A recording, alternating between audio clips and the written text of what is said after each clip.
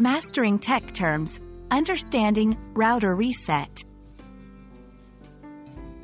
Hello everyone, and welcome to our English language learning series.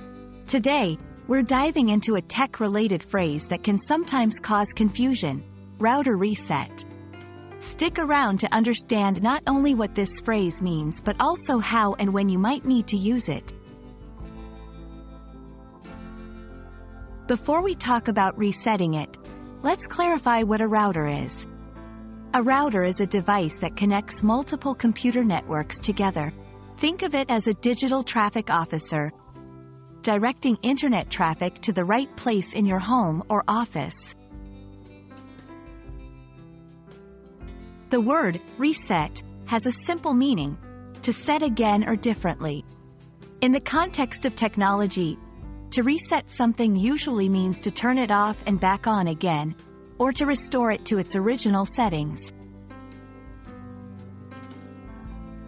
When we combine the two words, router reset generally refers to the process of turning off your router and then turning it back on or restoring its settings to the factory default.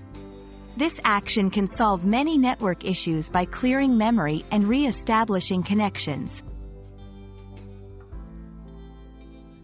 You might need to perform a router reset when you're experiencing internet connectivity issues, such as slow speeds or no connection at all.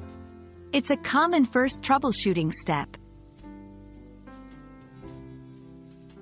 Resetting your router can be as simple as unplugging it, waiting for a few moments, and plugging it back in.